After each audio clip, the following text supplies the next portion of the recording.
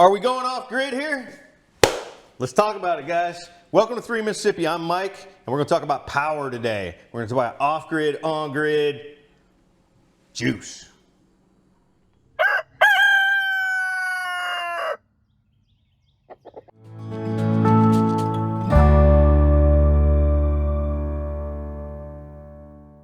Now, you may have watched a video, you might not have, last week where I was out here building some walls in the shop. We'll talk about a couple of reasons why. Functionality and ability to run more power in the shop. You know, everybody wants to see, sustainability and off-grid, but there's pluses to both sides, and being on the grid is a huge convenience. So let's talk about that. Let's talk about why I'm doing the project I'm doing. But first, let me just show you a little bit of why I'm replacing the power that's coming into the shop. So this, guys, is the breaker box currently in the shop. And what this actually is a sub panel coming over from the house. See these wires right here? Follow these up and take a look at that. And then there isn't, it's a little scary, it's a little sketchy. It's been this way for probably 40 years. It was probably this way when the last owner bought it. So, and it's kind of hard to catch metal on fire. So, I mean, whatever, it is what it is. But it doesn't provide me with enough power. And this box is old and shot. And even though that's a 20 amp breaker, I can't pull more than 2 or 3 amps off of this without everything bogging down. So this gotta go. So right now, service comes into our property and lands on this pole right here that is pretty much equidistant between the house and the shop, okay? And service comes off of that pole, goes over to the house. It's all good, everything like it's supposed to be. But then what happened was somebody pulled off of one circuit in the main panel at the house and pulled this low hanging cable over to the shop. All right, and that goes into that box I just showed you inside. I don't like the height of that. I don't like anything about that. All right, but it's worked for 40 plus years, so whatever, that's fine. That's what we're changing right now. We are actually going to have the power company come in and pull new service off of that pole, boom, over to what Alan and I just hung today. Up here, or do I want to come in? I can come in toward the bottom. That way, all this is eye level too. Right. So if I come in there, that means that I want, because of how these ridges are, I want it in the center of that. Right. So I'm gonna probably have to cut this out. Yeah, you may have to build a little. Yeah. You may have to rearrange your box. Yeah, which is fine. Just to kick this over a little ways. But then here's the other problem. Okay. Need a pipe stretcher. I need a pipe stretcher. Okay. So if this sits, turning one 2x4 this way, which would put this about right there, as far as depth goes. Okay. Yeah, typically, if you're going to shoot like this, you just have a 1/2 inch. Yeah, but or whatever you're going to finish it out with. But even if I take it all the way back to 1/2 inch, because then I know I'm just fastening it on the sides, right? But if I take it all the way to there. Yeah, you need longer. You're going to need a pipe probably 4 inches longer or something. Right. Yeah. So the question is, what I would do. Can I use a flex? I wouldn't use flex on that. From here to here? Yeah, I wouldn't. I would just use solid, rigid conduit. Right. I don't know if code says you could use it, but there's no code in Mississippi. Right. Just, they do want to come inspect it, so. Oh, that's right, they want to now. Yeah. You got a guy coming to inspect it, and as soon as he says it's good, then they'll schedule to come cut it over. Now, who's going to come and inspect it? Someone from the trace? Someone from trace. Okay, you'll be fine. Because they'll know what to look for. That's shy of 12 inches. I need a 2-inch pipe that's going to stick out on that end needs to come into the meter base and be able to screw a deal on. What I would probably do is figure out, kind of set this up, kind of mark it height you want it, and then figure out what hole you're going to use, and then figure out where you need to, and go ahead and drill your hole here. Okay, and then go to the outside and figure out where you got to put your meter base. Well, The thing is with I the think meter I have base- to start with the meter base because of these ridges. Right, and then. So the also- meter base has to sit between two of these ridges. Gotcha, okay. So the meter base is gonna be right there. So I was gonna go from the opposite direction, Okay. start with the meter base and then figure out where's my hole gonna be, and then line up that hole with one of these probably this knockout. So what I would probably do is go set your meter base, see where it's gotta be, Mm-hmm. and then figure out, do you wanna come straight out the back of it? Or do you wanna do an LB and come off the side, or come out the bottom with a 90? I saw 2-inch LBs. And I may have some of those in plastic, in that Schedule 80 plastic. Right. But I would Because probably. the first layout I did from the outside, that hole right there was the center of this. Okay. Okay. And then I came in here after I laid it all out, measured it, drilled that hole. I came in here and looked at this and I said, you know what? I don't want that here because my drywall is coming to right there. Right, yeah, don't want it right in there. There's a wall coming out right here. So I thought, nope, it can't be there. So it has to move all the way to the next point. Yeah, that's what I would do. Yeah, I would probably go ahead and Set the meter set the base. meter base, or at least set it up and draw around it, or, mark it. Okay, this is Yeah, where it's well, let's gonna take a sit. look. This is what I did. Okay, Right between these two ridges. okay, And what I do, I've got a good piece of 3/4 inch plywood in there. I'm gonna cut that plywood so it fits in here on the inside. It'll be a little bit long, so I can stick a couple of tech screws in it. But then when I mount this, it's gonna bolt through that plywood. yeah, I wouldn't just put wood screw, I'd put a bolt, nut on the back, big washers. That way I'd have to pull the whole panel down. Yeah, well, what I was gonna do is I'm gonna make it about this long. Okay. Put wood screws in there with a 2x4 sitting on the outside that I can set this on. And once I get this set, Right, those wood screws and that 2x4 come out. That was just there temporary. Yeah. And then I put carriage bolts. okay, yeah, that'll work. That way, yeah, you're right. It's That way it's solid. good and But then I solid. got a 2x4 sitting here to set this on top of Right. while I'm trying to. Yeah, and we can get the basket out here then. Yeah, and then the question was, how far up do I need to put my unistrut? Because I can. That's right, it's a hole. I would do it about that far from the top. Ooh, yeah, I can't get up there. Well, we can use we can go get the yellow basket and the tractor, and that'll lift you up a long way. Yeah, it's probably gonna have to be your tractor though. I don't think my tractor is gonna get me up that high. You get you up the high. Okay, and the top of that weatherhead needs to be 12 feet off the ground. Top of that weatherhead's gonna be right underneath that gutter. Okay. So, yeah, we'll probably need to bring the basket up here with our tractor. Just way you're not having to stretch it. You don't think that's gonna be high enough for the unistrut? I would want to put it like real close to the, within say 18 inches of the top, because that's where all the pressure's. Hey, let me ask you this: the unistrut needs to be.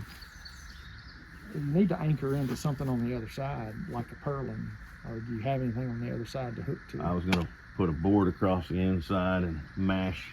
Okay. But Yeah. look how far above the last support Yeah. that weatherhead is. Yeah.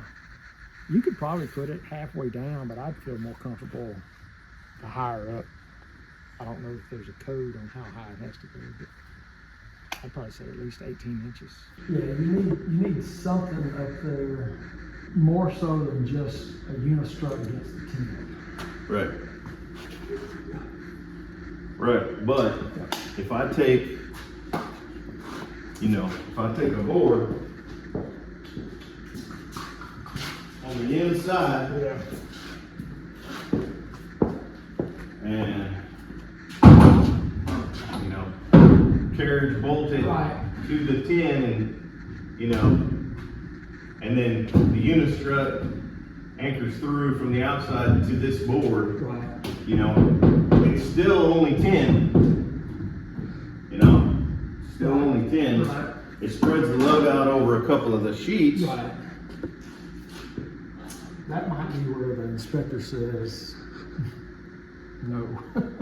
Just because you got a thin sheet, even though you do have it sandwiched. I'm trying to figure out how else you could do it up there. Well, the other option is I put 2 pieces of unistrut. Yeah, one on each side. I put no, 2 different heights. Okay. I put one in line with this, Yeah, put one on that. and then put a second one above it. That would work. So that right there Yeah. is going to be 9 inches above the hole that we drilled. Yeah, if you put a unistrut against that purlin, and then just do your backer board up at the top one, I would say that would be plenty.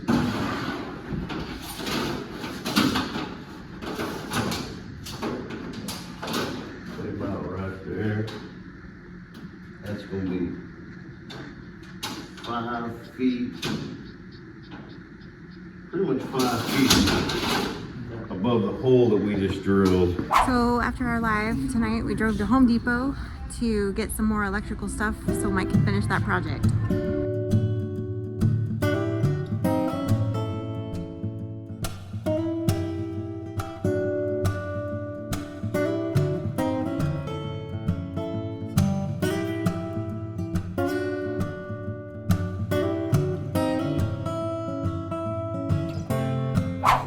Everywhere but that corner. This is my biggest Allen, and at a glance, that's not going to be big enough. Let's go ahead and loosen these two, that one and the other one, and we'll go ahead and set these in place, and then we'll bend the other one over.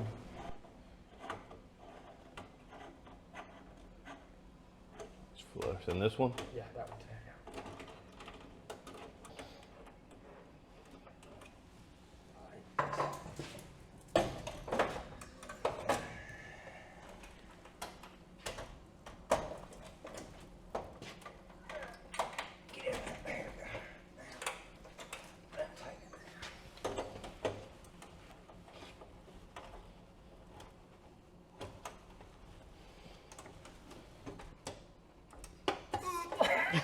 Always love it. Get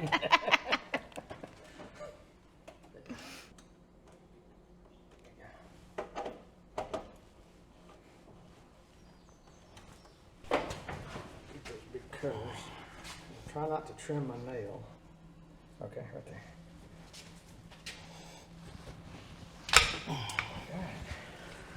Let me get this wire out of the way.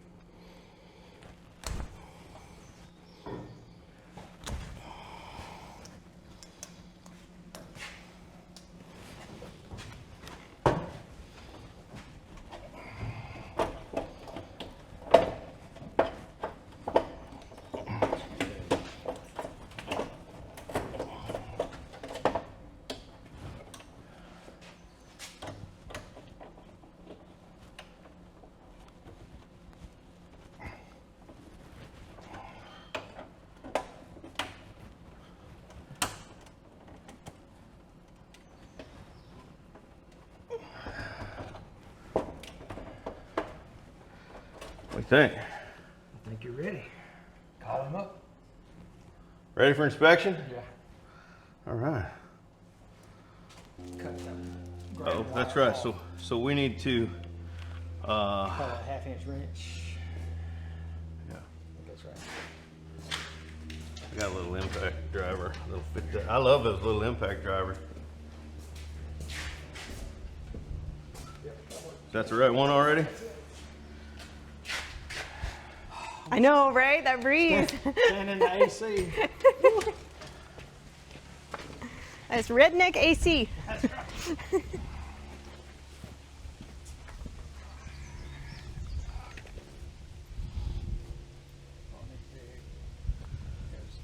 just run it down here, across, and then we'll bend it right there. All right, Cut so it off about right there. let me get something to cut and bend that with. Yeah, or if you want to get the bolt cutters, will be fine. Man, you get Alan on a project and he just whips it out. Get paid by the hour. Telling you. Holy cow. So now once this is hooked up, the shop's gonna have its own meter right here. And yes, that does mean I'm gonna get 2 electric bills. But understand, for those of y'all out there that are homesteaders or thinking about being homesteaders or just business minded, the shop is part of our farm, is part of our business. Everything that goes on within the shop is part of our business. So having all of our business related things on their own meter makes it a little bit easier to separate them and write them off from a business point of view. Additionally, it gives me more power in the shop. You know, when you want to be able to run welders, when you want to be able to run, you know, grinders and drill presses, and you want power, right? So having a 200 amp panel in the shop as opposed to a single 20 amp breaker coming off of the house across the street, yeah, it's a no-brainer. So what we did here is got a meter base and attached some pipe to it and got a weather head on it and pulled some cable through it. Alan and I built this whole thing early this morning while Sid was actually working on the animals and she didn't get a chance to film it. But you know, we pulled all this, put it all together, ran another piece of pipe through the wall into where we mounted the panel, ran our grounding copper down. This is actually an 8-foot grounding rod way down there. And you should have seen Frankie out here driving it in the ground with, you know, a T-post driver and then with a sledgehammer.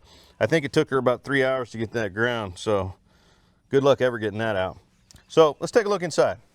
Okay, so on the inside, we got the meter base securely bolted through this purlin right here.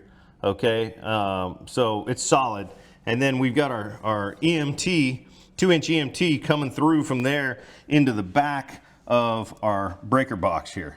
So we've got another strap going around the 2-inch EMT that goes up to the weather head that is bolted to that purlin up there, okay? Ideally, it'd be nice to strap it, you know, maybe a little bit closer to the weather head, but there's nothing to connect to up there but siding, but tin. So we've got it bolted to that purlin, and then there's a good chance when the electric company comes out that they'll go all the way to the top and bolt something to that top purlin that they can hook a guide wire to and then run the wires on that guide wire. I don't know, that's their problem at that point. But so now we have installed and those of y'all that are carpenters, I know I haven't done this, I haven't finished this yet. We were in a hurry to get this hung while Alan was here, so I've still got some stuff to put in and whatnot, so lay off me on that. So anyway, we got this installed. We've got, this is power coming in from the meter base, which ultimately will be from the street. And this comes up and of course lands here and here. And then this is where we're going to be able to connect all of our breakers and land our grounds and neutrals and hot wire on the breaker and get all these in. So I have gone ahead and installed a single outlet right now so that when the power company comes in and cuts this over to this, I'll be able to hook my freezers up that are plugged in out here right now to this. But I may very well get a bunch more outlets installed before that happens. Anyway, bottom line is back to the off-grid versus on-grid conversation and what that has to do with what I'm doing today. Well, look, while I've got this brand new panel here and everything's open and exposed, it's kind of the time to talk about a cutover switch, right? If I'm gonna do one. We do very much want to be self-sustainable. That is our goal, right? Everything that we do, we're trying to see how can that help us to eventually become more and more self-sustainable, whether it's, you know, raising animals, growing our own food, having a garden.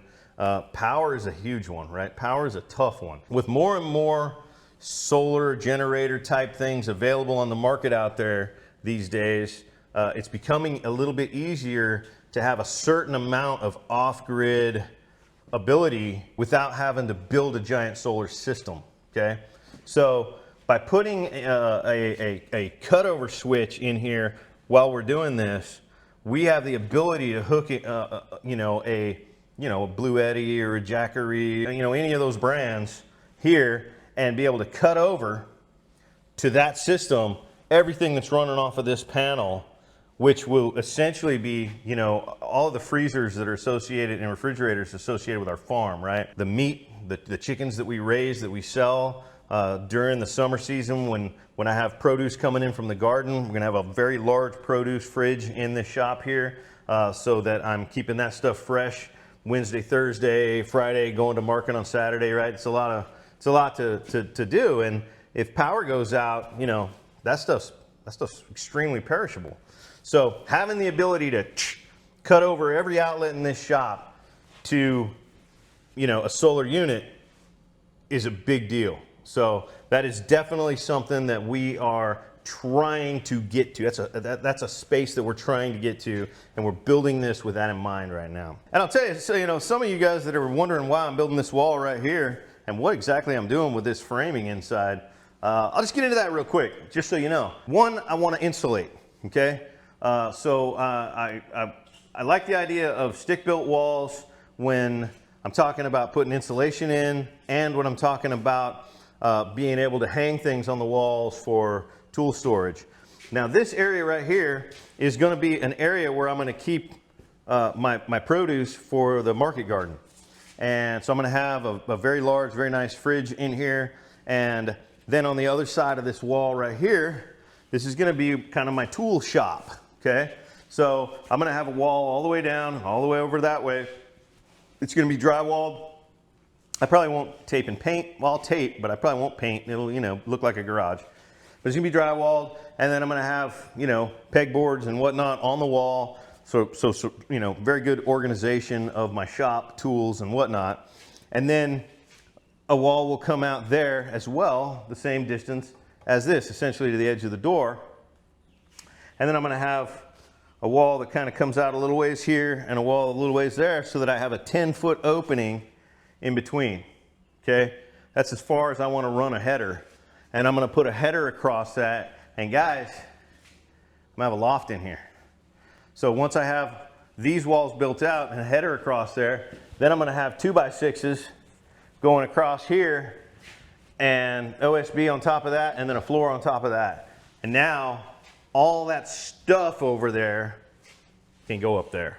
So that's a huge game changer for me, adding almost a third of additional floor space, square footage wise, to this shop. Plus I'll have power all over here. That's what I'm talking about. So that about sums it up, guys.